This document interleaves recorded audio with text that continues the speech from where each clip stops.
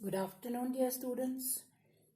आज हम बात करेंगे ऑप्टिकल आइसोमेरिज्म की, जो हम पहले शुरू कर चुके हैं, कुछ पढ़ भी चुके हैं, लेकिन डिटेल में किस तरह से हम इनको स्टीरियो डिस्क्रिप्टर्स देते हैं। आइसोमर्स हैं, ऑप्टिकल आइसोमर्स हैं, तो कैसे पता लगे कि ये ऑप्टिकल आइसोमर्स है। उसके लिए एक सर्टेन स्टीरियो डिस्क्रिप्टर्स लगते हैं जिससे पता लगे कि ये कौन से किस्म का ऑप्टिकल आइसोमर है। एक किस्म से उसका नॉमेनक्लेचर सा, तो उसके लिए क्या निकालनी पड़ेगी हमें, उसकी absolute configuration, that is the configuration around the central carbon atom. अब हमने इससे पहले पढ़ी रिलेटिव कॉन्फ़िगरेशन। अब आप बोलेंगे कि इन दोनों के बीच में क्या फर्क है। डेफिनेटली एक बहुत बड़ा फर्क है। क्यों? क्योंकि रिलेटिव कॉन्फ़िगरेशन में हमने रिलेट करके कॉन्फ़िगरेशन निकाली थी। किससे रिलेट करा था? ग्लिसरल्डिहाइड को मानक मान के, स्टैंडर्ड मान के हमने बोला था ये डी है, कैपिटल डी या capital L, depending upon weather, like in the case of glyceraldehyde, the group is present, the functional group, or we can say the group on the chiral carbon which is farthest from the functional group, topmost functional group, वो right hand side में या left hand side में। जैसे glyceraldehyde में aldehyde से जो right hand side में है तो वो D glyceraldehyde, the other L. अब हम रिलेट नहीं करना चाह रहे हैं, क्योंकि रिलेटिव कॉन्फ़िगरेशन में यही तो इसकी खामी है, कमी है इसमें, कि इसमें एक ही कार्बन में पोजीशन पता लग पाती है लगे हुए ग्रुप्स की, लेकिन बाकी कायरल कार्बन्स में नहीं अंदाजा आता कि उनका कॉन्फ़िगरेशन है क्या। तो उसके लिए absolute configuration where the position of the attached groups to the central chiral carbon atom is determined. और इसमें हर एक कार्बन की हम डिटरमिन कर सकते हैं कि एब्सोल्यूट एक्चुअल कॉन्फ़िगरेशन क्या है। अब रिमेंबर वंस अगेन, जो मैं बार बार कहती रहती हूं कि ये कॉन्फ़िगरेशन का मतलब ऑप्टिकल रोटेशन से नहीं है। कोई कंपाउंड की एब्सोल्यूट कॉन्फ़िगरेशन कायरल सेंटर पे आर हो सकती है, इसका मतलब ये कतई नहीं है कि वो डेक्स्ट्रो रोटेटरी है, वो लीवो भी हो सकता है। तो डेक्स्ट्रो या लीवो ये हम डिनोट करते हैं या तो प्लस से या माइनस से, या फिर स्मॉल डी स्मॉल एल से। तो ये तो हमें तभी पता लग पाती है जब हम उसकी एक्सपेरिमेंटली वैल्यू लेते हैं। अदरवाइज हम पेपर देख के हमें कैसे पता लगे कि ये स्टीरियो आइसोमर कौन सा है, तो कौन सा स्टीरियो डिस्क्रिप्टर दे, उसके लिए है ये आरएस नॉमेनक्लेचर। अब इस आरएस नॉमेनक्लेचर में यहाँ जो शुरू में मैं दिखाने वाली हूँ आप लोगों को, ये है Fischer projection. Fischer projection actually ML Fischer ने ही 1891 में प्रपोज किया था, इस टाइप का प्रोजेक्शन फॉर्मूला, और ये अभी भी यूज होता है। आप देखते हैं बहुत कॉमनली यूज होता है because it is very simple. अब इसमें क्रॉस की तरह हमको कायरल सेंटर को हम कैसे रिप्रेजेंट करते हैं, बाय अ क्रॉस। जहां ये क्रॉस इंटरसेक्ट करता है, ये दोनों लाइनें हॉरिजॉन्टल और वर्टिकल मिलती हैं, वो हमारा हो गया स्टीरियो सेंटर। तो मतलब कहने का वो कार्बन है, ये दिखाया नहीं है, इट इम्प्लाइज अ कार्बन। तो ये कार्बन है, यहाँ पे कार्बन पे लगे हुए ए बी सी डी, ये 4 ग्रुप्स हैं। मतलब ये कैसा कार्बन है? डेफिनेटली कोई सिमेट्री नहीं है, इट इज कायरल। पहले भी बता चुकी हूं आपको कि एक कार्बन हो और 4 अलग ग्रुप्स लगे हों तो वो तो एसिमेट्रिक हुआ, लेकिन जहां 1 से 2 हो जाते हैं फिर हम बात डिससिमेट्री की करते हैं, इसलिए टर्म डिससिमेट्री यूज करी जाती है रादर देन एसिमेट्री। तो अब ये लगे हुए जो ग्रुप्स हैं, देखिए ये इस जो हॉरिजॉन्टल इसमें है बॉन्ड, मतलब जो सी एंड डी, वो रिप्रेजेंट करते हैं वेजेस, ब्रॉड वाले। ये ब्रॉड, इधर हम उसको ब्रॉड से ऐसे दिखाएंगे, ये ब्रॉड सी और डी जो लगे हैं। हॉरिजॉन्टल, तो हॉरिजॉन्टल का मतलब है ये कौन सी लाइंस हैं? They are pointing towards the observer, हमारी तरफ कोई पॉइंट कर रही हैं। और जो इसमें वर्टिकल लाइंस हैं वो हमसे दूर ए बी। रिमेंबर ये 3 डायमेंशनल नहीं है, ये 2 डायमेंशनल स्ट्रक्चर है। तो ये 2 डायमेंशनल में इस तरह horizontal towards us, facing us, and vertical away from us. अब इसमें करा इस तरह जाता है कि वैसे तो जो इसका तरीका है कि सबसे जो ऑक्सीडाइज कार्बन हो उसको सबसे ऊपर रखते हैं, जो सबसे ज्यादा ऑक्सीडाइज ग्रुप हो उसको वर्टिकल लाइन में सबसे ऊपर रखा जाता है। अब यहाँ लिख दिया है हमने ABCD, यानी कि ये हमको फेस कर रहे हैं और ये हमसे दूर है, दीज 4 ग्रुप्स। तो ये बताने के लिए अब कि क्या है एब्सोल्यूट कॉन्फ़िगरेशन, हम क्या यूज करेंगे, CIP, कान, इनगोल्ड, प्रिलॉग, इनके रूल्स। तो पहला काम तो हम ये रहता है उस ऑप्टिकल आइसोमर में कि हम क्या आइडेंटिफाई करें, कायरल सेंटर। कौन सा ऐसा सेंटर है जो 4 अलग ग्रुप से लगा हुआ, उसी को हम क्या कहेंगे, कायरल कार्बन।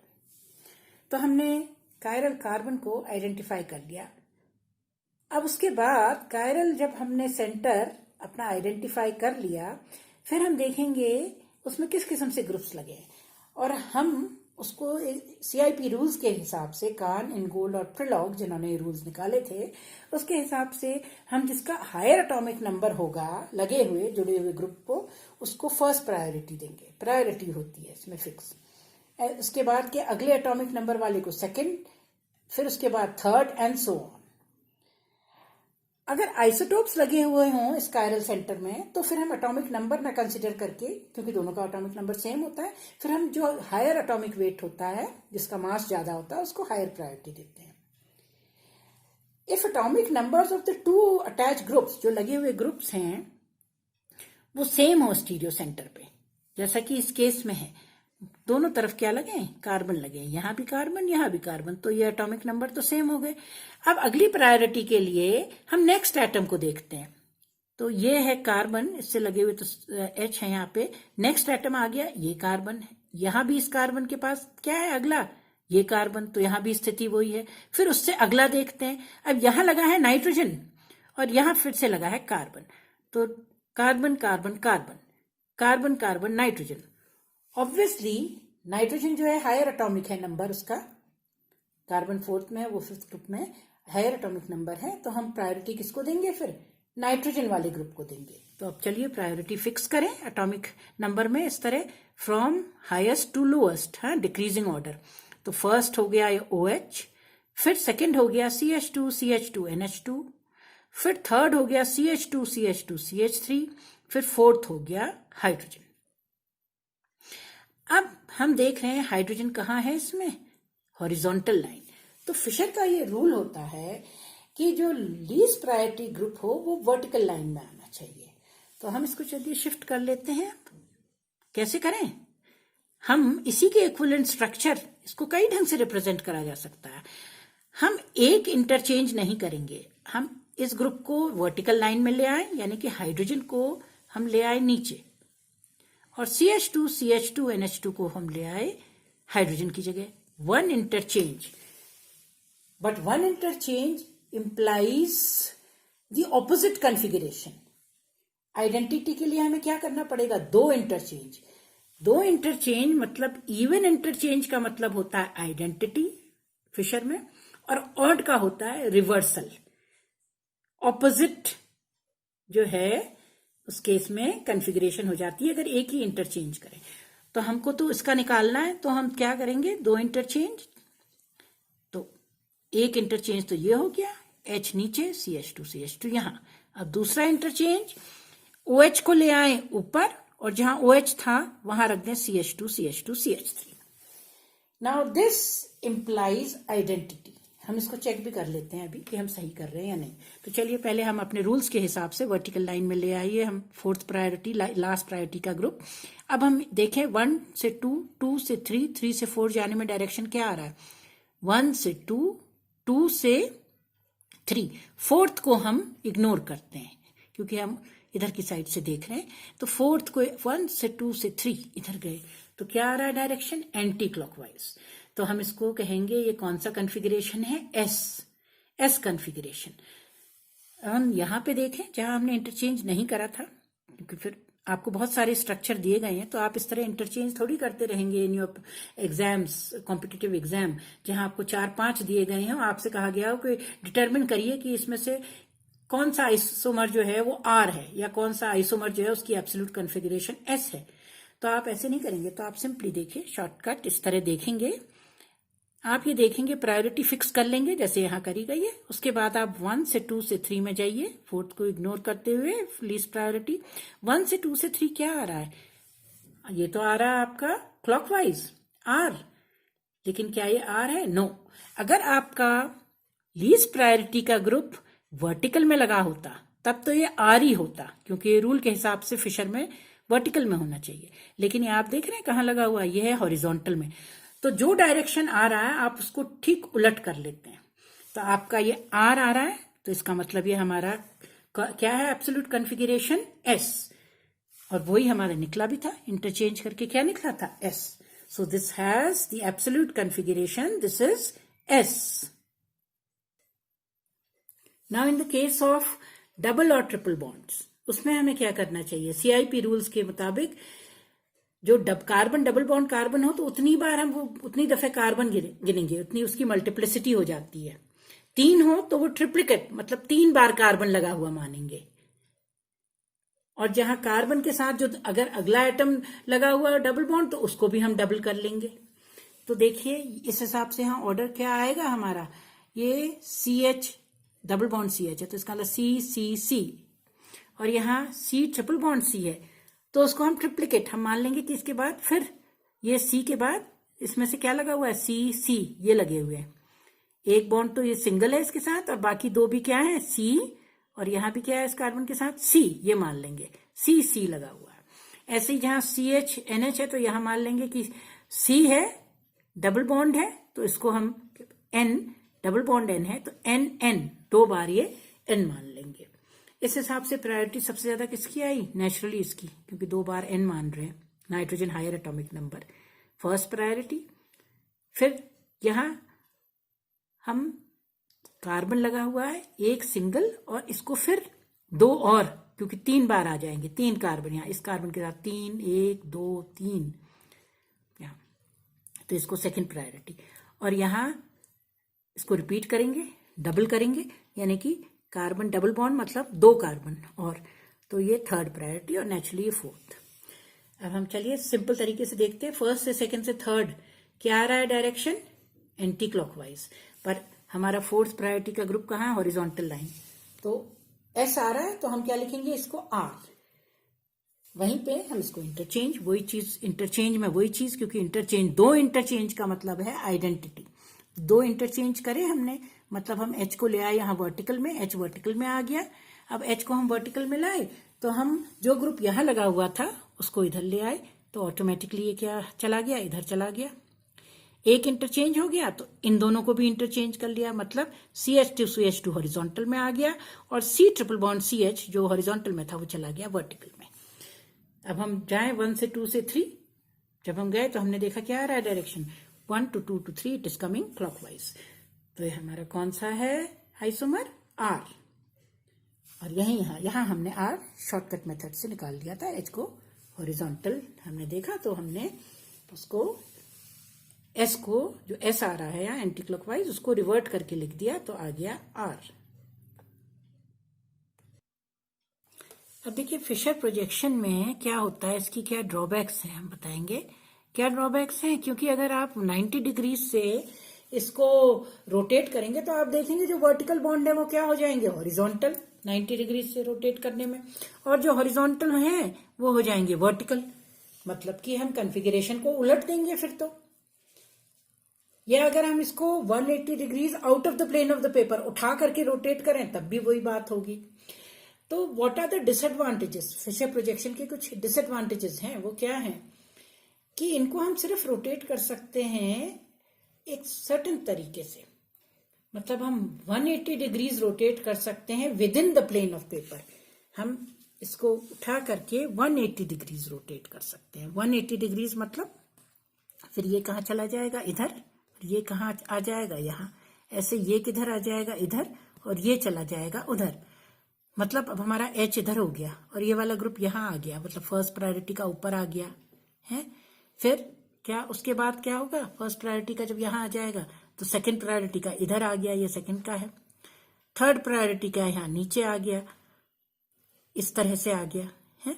और ये तो इधर चला गया ना, इन्होंने एक्सचेंज कर ली पोजीशन, मतलब first has come here and second has come here and third has come here, first second third anti clockwise आ रहा है, पर एच तो हॉरिजॉन्टल है, एच उस तरफ चला गया, तो अभी भी होगा तो आर। तो within the plane of the paper we can rotate it by 180, that is permissible Fischer projection. लेकिन अगर हम सोचें हम इसको प्लेन ऑफ पेपर से बाहर उठा के घुमाएं, वो परमिसिबल नहीं है।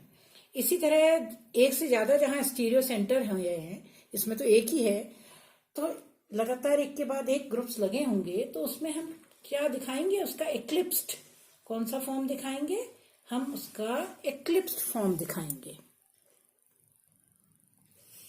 तो अब देखिए, इसको समझने के लिए एक और स्ट्रक्चर इस तरह से बहुत फेमिलियर स्ट्रक्चर है, टार्टरिक एसिड। तो इसमें एक्लिप्सिंग होती है फिशर प्रोजेक्शन में। एक्लिप्स्ड मतलब बॉन्ड्स कहाँ कैसे लगे हैं, 2 डायमेंशनल है तो एक के पीछे एक, जबकि आपको मालूम है इस तरह नहीं है, होता है स्टैगर्ड कन्फर्मेशन, ज्यादा स्टेबल है, आप पढ़ चुके होते हैं, पहले पढ़ चुके हैं ये आप। अब यहाँ H के पीछे OH, OH के पीछे H, ऐसे ही उसी तरह है।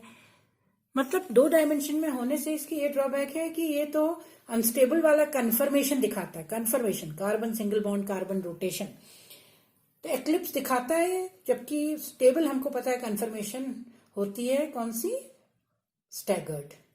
तो ये एक और ड्रॉबैक है हमारे फिशर का।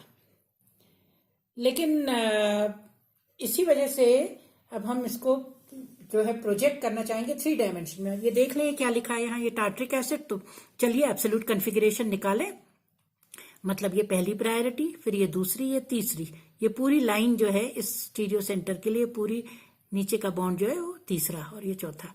तो डायरेक्शन क्या आ रहा है, क्लॉकवाइज, पर H हॉरिजॉन्टल है, तो ये स्टीरियो सेंटर क्या है, S, रिवर्ट कर देंगे, उल्टा कर देंगे।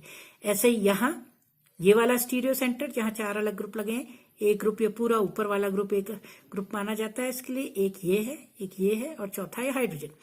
इस फर्स्ट प्रायोरिटी इसकी, फिर second C double bond O, तो मतलब C को हम क्या मान लेते हैं, 2 बार O लिखा हुआ, डबल बॉन्ड 2 बार डबल करते हैं उसको, 2O, तो नेचुरली सेकंड प्रायोरिटी। फिर ये पूरा ऊपर का बॉन्ड जहां CH भी लगा हुआ है, CHOH, ये तीसरी प्रायोरिटी।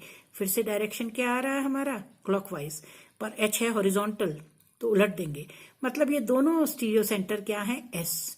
अब ऑब्वियसली अगर आप निकालें इसकी जो मिरर इमेज होगी टार्टरिक एसिड की, उसके जो स्टीरियो डिस्क्रिप्टर होंगे यहां और यहां, वो क्या होंगे, वो निकाले हम, तो ये भी R है, उसी तरह से निकाले यहाँ CIP रूल लगा के, और ये भी यानी कि ये तो हमारा है S आइसोमर, ये उसका है enantiomer R। Similarly we can see from this other compound, ये जो दूसरा कंपाउंड यहाँ लिखा, देखिए ये वाला कंपाउंड, ये क्या है, इसमें भी 2 स्टीरियो सेंटर है। फिर से एक्लिप्सिंग, अब एक्लिप्सिंग दिखाने के लिए एक्लिप्सिंग, हाइड्रोजन के पीछे हाइड्रोजन, Br के पीछे OH, यही तो दिखा रहा है, जबकि ऐसा होता नहीं है। स्टेबल कन्फिग्रेशन जो कन्फर्मेशन जो होता है वो होता है स्टैगर्ड। तो इसमें भी हम निकाल लें इसका प्रायोरिटी बेसिस पर फिशर प्रोजेक्शन में क्या है एब्सोल्यूट कन्फिग्रेशन। आप ये कार्बन नंबर 1 2 नंबरिंग इधर से करिए, क्योंकि इस केस में क्या है, यहाँ OH है, इसको प्रायोरिटी पहले देंगे as compare to Br, functional group OH को हायर प्रायोरिटी नंबरिंग में जब नाम रखेंगे इसका नॉमेनक्लेचर IUPAC में। तो 1 2 3 4, तो 4 कार्बन वाला मतलब ब्यूटेनॉल, 2 में OH है तो ब्यूटेन कौन सा है, 2 ऑल, और 3 में ब्रोमो है, 3 ब्रोमो 2 ब्यूटेनॉल। पर ये इसका स्टीरियो डिस्क्रिप्टर तो नहीं है ना, इसका आइसोमर भी अगर हम बनाएं तो हमको कौन सा पता लगेगा कि कौन सी वाले में किस तरह से लगे हुए हैं, उसके लिए हम स्टीरियो डिस्क्रिप्टर देंगे, मतलब RS कन्फिगरेशन बताएंगे जो उसको डिस्क्राइब करें इन स्पेस, स्टीरियो डिस्क्रिप्टर। तो इस केस में क्या आया, वो फर्स्ट प्रायोरिटी हो गई, देखिए, फिर उसके बाद सेकंड, फिर उसके बाद थर्ड। तो हमारा जो ऑर्डर आ रहा है वो क्या आ रहा है, 2 वाले में, 2 वाले कायरल सेंटर में वो आ रहा है क्लॉकवाइज, पर ये हॉरिजॉन्टल लगा हुआ है H, फोर्थ प्रायोरिटी का ग्रुप, तो हम इसको R नहीं मानेंगे, हम उलट लेंगे, तो ये सेंटर है 2S। अब 3 वाला स्टीरियो सेंटर क्या है, 3 वाले में फर्स्ट प्रायोरिटी ये है, सेकंड ऊपर लगा हुआ है पूरा ग्रुप है, और थर्ड ये है, एटॉमिक नंबर के हिसाब से। तो डायरेक्शन क्या आ रहा है हमारा, एंटी क्लॉकवाइज S, लेकिन ये H हॉरिजॉन्टल लगा है तो उलट लेंगे तो ये हो जाएगा R। तो पूरा इसका नाम जो हुआ स्टीरियो डिस्क्रिप्टर पढ़ के जो स्टीरियो आइसोमर को डिस्क्राइब करते हैं, 2S 3R, ये वाला 3R, then 2S 3R, 2S 3R, 3 bromo butanol, क्योंकि 3 पोजीशन में लगा है ना, तो 2S 3R 3 bromo butanol. Butanol कौन सा है ये, 2, क्योंकि 2 में लगा हुआ है OH। तो इस तरह से हम फिशर प्रोजेक्शन में एब्सोल्यूट कॉन्फ़िगरेशन निकाल रहे हैं। लेकिन आप देख रहे हैं कि इसकी कमियां क्या क्या हैं। एक्लिप्स्ड है, हम इसको 90 डिग्री से तो प्लेन ऑफ पेपर में रोटेट करें तो opposite configuration, plane of paper में ही हम इसको 180 से ही रोटेट कर सकते हैं, और ये टोटली एक्लिप्स कन्फर्मेशन इसकी बता। तो फिशर प्रोजेक्शन की कमियों को देखते हुए ही, हालांकि वो यूजफुल बहुत है, पर दिया गया ये इसका flying wedge projection. Flying wedge means कि अब हम 2 डायमेंशन में नहीं देख रहे हैं, हम 3 डायमेंशन में देख रहे हैं स्ट्रक्चर को। एसाइक्लिक मॉलिक्यूल्स के लिए तो डिवाइस करा कि मासामुने भी कहते हैं इसको projection, this is for acyclic. इसी तरह साइक्लिक में भी बनता है, आगे हम एग्जाम्पल देखेंगे। तो 3 डायमेंशन में जब हम देखे हैं तो ये देखिए, आपको एक ब्रॉड दिख रही है लाइन, ये मतलब ये ग्रुप हमारी तरफ आ रहा है, ये डैश हमसे दूर जा रहा है। टेट्राहेड्रल है ये कार्बन, COH और NH2 एक ही प्लेन में है। अब इस तरह से CIP के हिसाब से हम कभी मॉलिक्यूल को जो है डिस्क्रिप्टर नहीं देते हैं, मतलब एब्सोल्यूट कॉन्फ़िगरेशन अगर हम उसकी निकालना चाहें तो उसके लिए हमको इसको ऐसे पकड़ना पड़ता है, पकड़ के घुमाना पड़ता है, जिससे जो 4th प्रायोरिटी का ग्रुप हो वो हमसे दूर चला जाए पीछे, then only we view it from that direction. तो हमने इसके लिए क्या करा, सिंपली इसको पकड़ा और ऐसे रोटेट कर दिया। देखिए, हम कॉन्फ़िगरेशन नहीं चेंज कर रहे हैं, हम इसको देखने का व्यू बदल रहे हैं। कॉन्फ़िगरेशन तब चेंज होती है जब हम स्टीरियो सेंटर से लगे हुए इस एक ग्रुप को तोड़ें, फिर उसको दोबारा कोई दूसरी जगह जोड़ें, तो उस केस में कॉन्फ़िगरेशन चेंज हो जाती है। लेकिन हम इस तरह नहीं कर रहे हैं, हम सिंपली H को, जो हमारी तरफ है 4th प्रायोरिटी ग्रुप, ये नहीं होना चाहिए, तभी हम इसकी एब्सोल्यूट कॉन्फ़िगरेशन निकालेंगे, हम इसको अपने से दूर करने के लिए। या हम यूं भी कह सकते हैं, जैसा हमने फिशर में देखा, हम 2 इंटरचेंज कर रहे हैं। मतलब ये CH3 हमसे दूर था, पहले CH3 को हम यहां लाए H की जगह और H को रख दिया दूर अपने से, एक इंटरचेंज। फिर एक और इंटरचेंज करा, CH3 को इधर ले आए और NH2 को यहां ले आए। 2 interchange is equal to identity.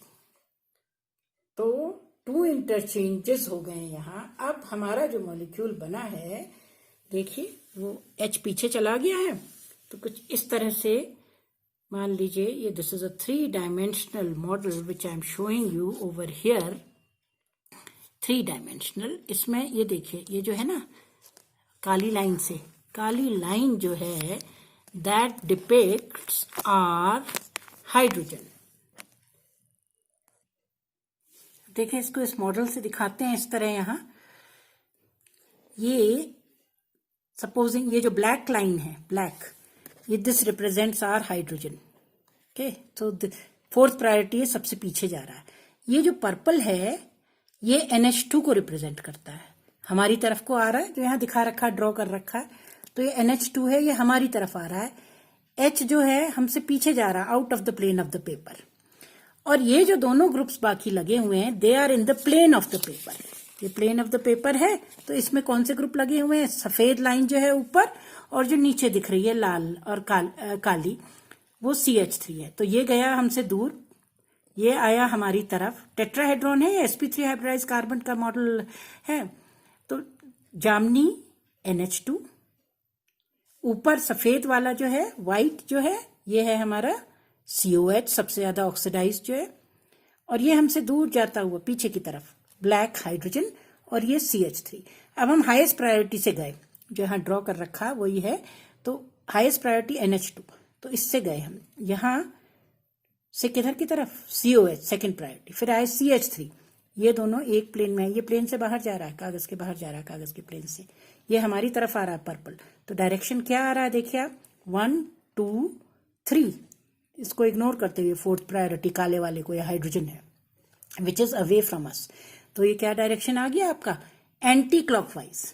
तो ये रिप्रेजेंट कर रहा है इसको, ये अमीनो एसिड है एक, CH NH2 COH CH3, chiral carbon है, एक ही कायरल कार्बन है, उसमें ये कौन सा हमारा एसिड है, S, क्योंकि आप डायरेक्शन देख रहे हैं, ये purple line highest priority, NH2 है, नाइट्रोजन है, फिर ये COH सेकंड प्रायोरिटी, फिर ये CH3 थर्ड प्रायोरिटी, ये और ये दोनों तो एक ही प्लेन में हैं, ये पीली पेंसिल मैंने यहाँ पे रखी पेन, तो देखिए दोनों एक ही प्लेन में हैं।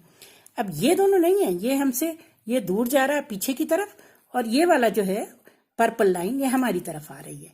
This is the way of projecting and talking about और डिटर्मिनिंग द एब्सोल्यूट कॉन्फ़िगरेशन। अब इसको हम कहीं भी घुमाएं, ये कॉन्फ़िगरेशन चेंज होने वाली नहीं है, ये वही रहती है। अब देखिए मान लीजिए मैंने इसको इस तरह घुमा लिया ऐसे, या मैंने इसको इस तरह घुमा लिया, अभी तक हमारे पास क्या था, ये NH2 आगे था, अब चलिए इस तरह करा कि NH2 तो चला गया पीछे, NH2 पीछे प्रोजेक्ट हो गया, इस तरह चेंज करा, NH2 is gone away from the plane of the paper and this is come towards us, हमारी तरफ ये आ गया H, काला वाला लाइन, काली लाइन क्या दिखा रही है, H है, ये आ गया, ये हमारी तरफ है काली line.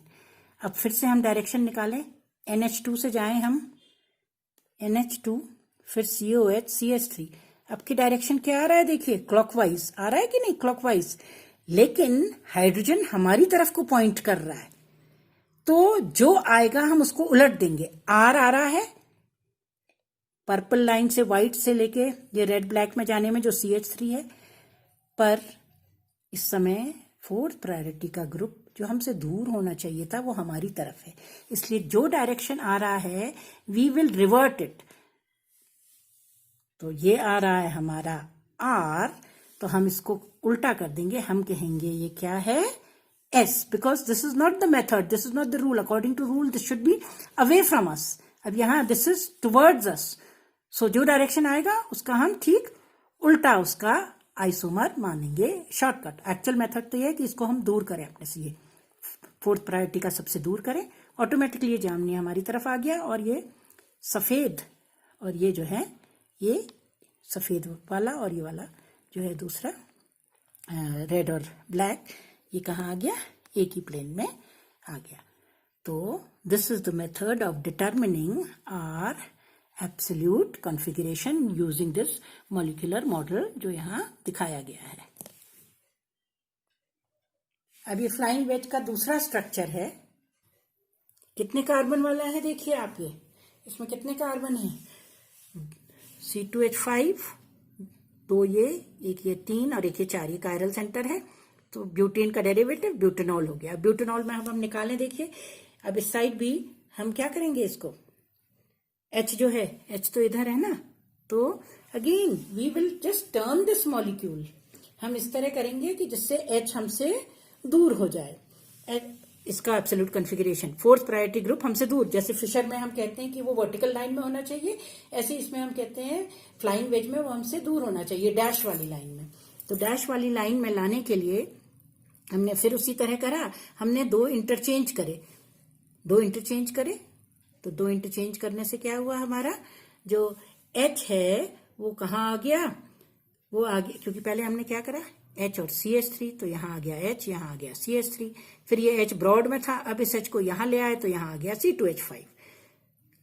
To interchanges, even number of interchanges is equal to identity.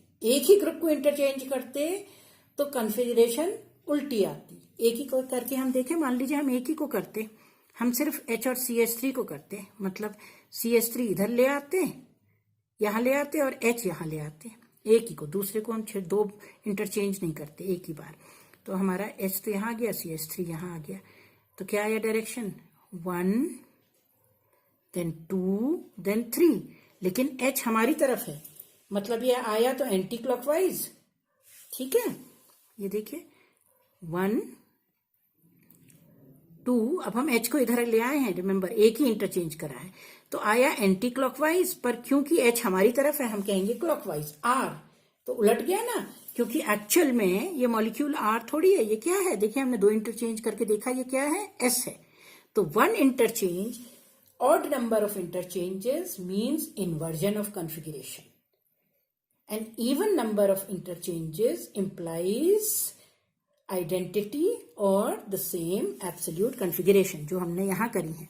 तो हम H को पहले इधर लाए, एक इंटरचेंज, फिर H को हम डैश वाली लाइन में ले आए, C2H5 को इधर ले आए, यानी 2 इंटरचेंज, मतलब आइडेंटिटी। अब हम 1 से गए 2, 2 से गए 3, क्या आया है हमारा कॉन्फ़िगरेशन S। तो ये क्या है, S2 ब्यूटेनॉल। जिसमें देखिए वो ही सेम रूल अप्लाई करते हैं, चाहे वो फिशर प्रोजेक्शन हो, चाहे वो फ्लाइंग वेज हो। फ्लाइंग वेज उसी का 3 डायमेंशनल रिप्रेजेंटेशन है, और फिशर उसी मॉलिक्यूल का 2 डायमेंशनल रिप्रेजेंटेशन है। अब हम देखें, जब ये स्टीरियो सेंटर इस किस्म से लगे हों रिंग में, similar rules apply. Lowest priority group इसमें ऐसे रखते हैं कि वो वही डैश वाली लाइन में हो। तो देखिए ये है lowest priority group, cyclic structure है। ये है हमारा कायरल कार्बन जो डॉट से दिखा रखा है। इसमें ये 4 ग्रुप अगर अलग लगे हैं, तो देखिए ये इसको फर्स्ट क्यों देंगे प्रायोरिटी, क्योंकि ये भी कार्बन है, ये भी कार्बन है, लेकिन ये कार्बन इन टर्न लगा है कार्बन डबल बॉन्ड, तो ऑटोमेटिकली 2 बार carbon double bond implies carbon, और इधर भी कार्बन। तो इसकी फर्स्ट प्रायोरिटी, फिर ये वाली सेकंड प्रायोरिटी, कार्बन कार्बन से लगा, फिर ये तो कार्बन हाइड्रोजन से, तो थर्ड। फर्स्ट से सेकंड से थर्ड में गए, क्या डायरेक्शन आ रहा है, आर, और ये सही है क्योंकि इसको हम रखते ही इस तरह हैं, इसी तरह दिखाते हैं निकालने के लिए, क्योंकि फोर्थ प्रायोरिटी वाला ग्रुप जो डैश से दिखा रखा है वो हमसे दूर। अब यहीं पे इसका ये साइक्लोहेक्सेन का, ये भी तो ये साइक्लोहेक्सीन थी, ये हेक्सेन है, तो इसको ये चेयर फॉर्म है। देखिए अब ये वाला कार्बन आप देख रहे हैं ऊपर, ये तो सिमेट्रिकल है ना, 2 Br लगे हैं, 2 एक से ग्रुप, तो सिमेट्रिकल हुआ, ये सिमेट्री नहीं है इसमें। अब ये वाला देखें, ये कायरल कार्बन है एक, तो नंबर ऑफ आइसोमर्स जो बनेंगे इनके डिपेंडिंग अपॉन कितने कायरल कार्बन है, 2 to the power of n, and more over और भी डिफर हो सकते हैं डिपेंडिंग अपॉन इसमें कितने की कुछ मीजो वगैरह तो नहीं बन रहा है, या रसीमिक मिक्सचर कितने बन रहे हैं। अब इस केस में तो देखिए यही है कायरल कार्बन, तो इसकी हम निकालें, क्या बन गई है, CH3 एक। अब देखिए यहाँ पे ये लगा है, ऊपर लगा है C के साथ 2 Br, तो ऑब्वियसली ये ऊपर वाले बॉन्ड की पहली प्रायोरिटी, फिर ये इधर वाले C की दूसरी प्रायोरिटी, CH की तीसरी प्रायोरिटी, 1 से 2 से 3 चले हम, ये जो है ये चौथा प्रायोरिटी ग्रुप जो है, this is away from us, because ये ब्रॉड से दिखा रखा है ना, ये देखिए ये ब्रॉड है, तो ऑटोमेटिकली अंडरस्टूड है ये क्या है, ये डैश है, ये वेज है, तो ये डैश हमसे दूर है। तो 1, 2, 3 डायरेक्शन क्या आ रहा है, एंटी क्लॉकवाइज, मतलब ये कौन सा आइसोमर है फ्लाइंग वेज का, ये हमारा है S केस।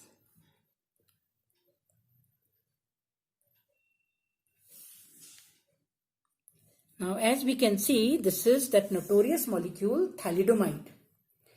Thalidomide, जिसकी वजह से ही स्टीरियोकेमिस्ट्री की इंपॉर्टेंस पता लगी, क्योंकि जब ये मेडिसिन दी गई इन द 1950s, और ये देखा गया कि क्या है ये, इससे साइड इफेक्ट्स, ये तो this was given to expectant mothers, इससे तो फायदा हुआ है, तो दवा है, लेकिन वहीं पे उसका जो S फॉर्म है, उससे जो बेबीज हुए उनके बहुत डिफॉर्मिटीज थी, हाथ पैर छोटे छोटे थे, आंखों में डिफेक्ट्स थे, and many other deformities were there, besides death rate 50%। कहने का मतलब है कि देखिए, इसका मतलब ये वाले फॉर्म को सेपरेट करके तब दिया जा सकता है, अदरवाइज अगर रसीमिक मिक्सचर हो तो कॉन्सिक्वेंसेस ये हुए। तो ऑटोमेटिकली अब हम देखेंगे इसमें, क्योंकि कायरलिटी है ये R कैसे है, देखिए ये है कायरल सेंटर लाल से, तो ये फर्स्ट प्रायोरिटी, COO 2 बार O क्योंकि डबल बॉन्ड है, सेकंड प्रायोरिटी, और ये C थर्ड प्रायोरिटी। तो क्या आ रहा है, ये डायरेक्शन जो आ रहा है क्लॉकवाइज, और हमसे फोर्थ प्रायोरिटी का ग्रुप कायरल में लगा हुआ हमसे दूर है, क्लॉकवाइज, तो मतलब ये हो गया कौन सा आइसोमर, आर आइसोमर। वहीं पे अगर एच हमारी तरफ हो, इसका एनेंशियोमर मतलब दूसरा मिरर इमेज, इस केस में एच हमसे दूर था, यहाँ फोर्थ प्रायोरिटी हमारी तरफ है। प्रायोरिटी फिक्स करके 1 2 3 डायरेक्शन आ रहा है क्लॉकवाइज, लेकिन इस बार एच हमारी तरफ को है, ऐसे पॉइंट कर रहा है अबव टुवर्ड्स अस। तो इस तरह तो नहीं निकालते हैं हम, उसके लिए ये दूर होना चाहिए, एच पीछे होना चाहिए, जो कि इस केस में था away from the viewer. This is towards अस, तो जो आ रही है डायरेक्शन क्लॉकवाइज आ रही है, तो हम उलट लेंगे ऐसे में, तो उसको हम कहेंगे ये क्या है, एंटी क्लॉकवाइज है, यानी कि this is S thalidomide. Now if in the cyclic structure the group of lowest priority is not away, it is pointing towards अस, उस केस में हम क्या करते हैं, उस केस में इसको उलट लेते हैं हम 180 से, रोटेट कर लेते हैं ऐसे ही जैसे फिशर में करते हैं। तो तब हम CIP रूल अप्लाई करते हैं। जैसे देखिए इसमें दिखा रहे हैं ना, ये CH3COH डैश में दिखा रखा, तो यहाँ H दिखा ऑटोमेटिकली लगा हुआ, H जो है वो कहाँ है, फिर से टुवर्ड्स अस, हमारी तरफ पॉइंट कर रहा है। तो इसको 180 से घुमाएंगे तो ऑटोमेटिकली ये कहाँ चला जाएगा, H जो नहीं दिखा रखा है यहाँ साइक्लिक, वो हमसे दूर चला जाएगा, और COH जो हमसे दूर थे वो कहाँ आ जाएंगे, हमारी तरफ को आ जाएंगे 180 से रोटेट करके। अब हम निकालते हैं, क्योंकि it is a norm, it should be away, the smallest priority group should be away from us, here it is towards अस, क्योंकि ये वाले डैश से है, इसका मतलब लगा हुआ H जो है वो ऐसे है, वेज में है हमारी तरफ, तो उसको अब हमने यहाँ पीछे कर दिया, ऐसे दूर कर दिया वेज को 180 से रोटेट करके। अब हम निकालें प्रायोरिटी, देखिए यहाँ पे तो लगे हुए 2 हैं कायरल कार्बन, तो ऊपर जहाँ COH लगा हुआ है वहां निकालें, क्या निकलती है, देखिए जो COH है वो ये फर्स्ट प्रायोरिटी, ये और ये C में ये वाली सेकंड प्रायोरिटी होगी, क्योंकि इस C के साथ यहाँ एक और C लगा है, फर्स्ट सेकंड और ये थर्ड, डायरेक्शन क्या आ रहा है, एंटी क्लॉकवाइज, तो ये है S। इस वाले में देखें, इसमें ये ऊपर वाला फर्स्ट प्रायोरिटी हो गया, क्योंकि ये वाला, ये जो ग्रुप पूरा लगा हुआ है ये फर्स्ट प्रायोरिटी, फिर इसके बाद जब ये फर्स्ट प्रायोरिटी है, यहाँ पे ये सेकंड प्रायोरिटी, फिर यहाँ पे ये थर्ड प्रायोरिटी, 4 ग्रुप जो लगे हुए हैं। तो अकॉर्डिंगली इसमें डायरेक्शन क्या आ रहा है, R, first second third, direction is R। तो एक कायरल कार्बन S है, दूसरा कायरल कार्बन हमारा इसमें R है, इसलिए सबसे पहले हमें कायरल कार्बन आइडेंटिफाई करने होते हैं। अब देखिए हमारे कार्बन ही नहीं कायरल होते हैं, इसके अलावा हमारी कायरलिटी जो है वो ऐसे कंपाउंड्स में जो कि 4 ग्रुप से अटैच्ड हो अलग, उसमें भी हो सकती है, जैसे फास्फोरस, नाइट्रोजन, सल्फर। अब आप इसमें कहेंगे 4 ग्रुप से कैसे, चौथा ग्रुप इसमें लोन पेयर माना गया है, देखिए हैं, और हो सकता है कि वो चौथा ग्रुप फिर क्वाटनरी अगर अमोनियम सॉल्ट बने तो वो एक और ग्रुप से या एक और अल्काइल ग्रुप से रिप्लेस हो जाएगा सॉल्ट्स में, कहीं भी सॉल्ट्स जब यहाँ बने। तो इस केस में हम देखते हैं, देखिए फास्फोरस लिखा, अब इसी तरह निकालते हैं हम जैसे हमने पहले निकाली कार्बन की तरह ही इन दिस कंपाउंड्स। हम इसमें बस सिर्फ ये करते हैं कि जो लोन पेयर है इसको लीस्ट प्रायोरिटी, तो उसी तरह हमने इसमें भी इंटरचेंज कर लिया, मतलब लोन पेयर को कहाँ होना चाहिए, हमसे दूर, तो हमने एक इंटरचेंज करा, ये इधर आ गया। अब जब हमने एक इंटरचेंज करा तो नीचे भी हमने एक और इंटरचेंज करा, इन दोनों ग्रुप यानी कि 2 इंटरचेंज, तभी तो आइडेंटिटी हुई। तो एक इंटरचेंज से इधर आ गया CH3, एक और लोन पेयर इधर चला गया हमसे दूर, और जो C6H5 था इधर वो आ गया इस साइड हमारी तरफ, और यहाँ पे लगा हुआ जो था C6F5, remember this is F। अब फास्फोरस के कंपाउंड जो हैं ये भी, इनमें भी रिंग, इसमें भी ये इन्वर्जन होता है लोन पेयर की वजह से, लेकिन it is much slower as compare to the case of nitrogen. Nitrogen के केसेस में तो रैपिड इन्वर्जन होता है, क्योंकि नाइट्रोजन के बाद है ना फास्फोरस, तो इसलिए इसमें स्लो होता है इन्वर्जन का मतलब क्या है कि ये लोन पेयर कभी नीचे जाएगा कभी ऊपर आएगा, तो अपनी पोजीशन चेंज करेगा। जैसे छाता होता है, लोन पेयर को छाते का हैंडल समझ लीजिए, तो छाता उलट गया अगर हवा चली, हैंडल एक बार नीचे, लोन पेयर नीचे, फिर इन्वर्जन हुआ तो लोन पेयर ऊपर, हवा से जैसे छाता होता है, इस तरह इन्वर्जन होता रहता है। तो इस किस्म से इट इज वेरी डिफिकल्ट कि हम उसमें कायरलिटी प्रिडिक्ट करें, क्योंकि एक फॉर्म दूसरे फॉर्म में बदल रहा है लगातार। तो जब ये दोनों फॉर्म अलग अलग इनका वजूद होगा तभी तो हम इनको कायरल कहेंगे, अदरवाइज रैपिड इंटर कन्वर्जन की वजह से इस तरह इन्वर्जन जो हो रहा है ए कायरल। लेकिन ये काफी हद तक कंट्रोल होता है फॉस्फोरस में, जो कि उसके बाद का एलिमेंट है इसमें, तो इसमें बहुत स्लो होता है इन्वर्जन। और इसको फर्दर और स्लो कैसे कर दिया देखिए, तभी तो ये हैवी ग्रुप्स लगे हैं, C6F5 और C6H5 फिनाइल रिंग। ये हेक्साफ्लोरो है, फिनाइल ही है, हेक्साफ्लोरो बेंजीन इसमें C6H5, मतलब ऑल सब्सटीट्यूटेड नॉट हेक्सा 5, क्योंकि एक वैलेंसी में तो ये लगा है ना फॉस्फोरस यहाँ। अगर C6F6 होता तब हेक्साफ्लोरो होता। तो C6H6 के एक हाइड्रोजन किससे हो गया सब्सटीट्यूट, एक एक करके फ्लोरीन से, और एक हाइड्रोजन हो गया फॉस्फोरस से। सो नाउ अगेन 2 इंटरचेंजेस और हमको ये मिल गया। अब हम जाकर के मॉलिक्यूल को व्यू कर सकते हैं, मतलब इसका अब हम एब्सोल्यूट कॉन्फ़िगरेशन, क्योंकि 4th प्रायोरिटी ग्रुप हमसे दूर है। जब हमने ये निकाला तो हमने देखा क्या है, ये C6, ये भी C6, पर यहाँ फ्लोरीन है, यहाँ हाइड्रोजन, तो 1st प्रायोरिटी इसको, 2nd इसको, 3rd इसको। 1st से 2nd से 3rd जब हम गए तो डायरेक्शन क्या आ रहा है, एंटी क्लॉकवाइज। मतलब ये कौन सा आइसोमर है इसका, S।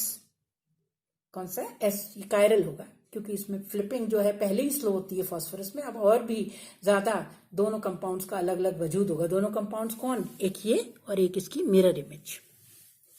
So inversion is slower in phosphorus compounds and heavy groups attached they bring chirality. तो इस तरह ये ऐसे। अब हम यहाँ देखें, एक और देखें, ये फॉस्फोरस का ये भी है, ये कंपाउंड, ये सॉल्ट है, इसका फॉस्फोरस देखिए। अब ये देखिए यहाँ फॉस्फोरस का किस तरह। अब यहाँ हम इसकी नंबरिंग अगर करें, देखिए ये लगा है OC2H5, यहाँ लगा है OCH3, यहाँ लगा है N। तो इस केस में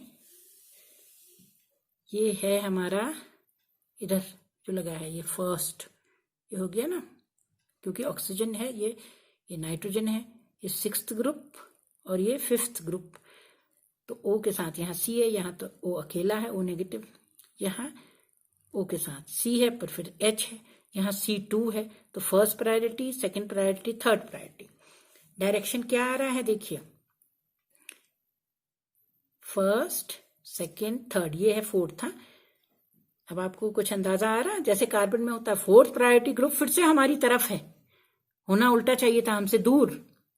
तो हम इसको ऐसे घुमा लें या 2 इंटरचेंजेस कर लें, या अगर इसी तरह निकालते हैं तो जो डायरेक्शन आ रहा है उसका ठीक उलट लेंगे। If the 4th priority group is towards us like it is in Fischer in the horizontal line, जैसे उसमें हॉरिजॉन्टल लाइन में 4th प्रायोरिटी ग्रुप हो, तो जो डायरेक्शन आ रहा है, अगर S आ रहा होता है तो हम R कहते हैं, R आ रहा होता है तो S। अब यहाँ पे हमारा क्या आ रहा है देखिए, इससे जाते हुए हमारे यहाँ पे आ रहा है 1 2 3, S आ रहा है एंटी क्लॉकवाइज, तो हम उसको उलट लेंगे। हम कहेंगे कौन सा है, कौन सा कायरल फॉस्फोरस है, ये कंपाउंड हमारा कॉन्फ़िगरेशन है इसकी R। Now this is the case where we have attached a sulphur. Chiral क्या है, सल्फर है, देखिए सल्फर लगा है ना 4 अलग ग्रुप से।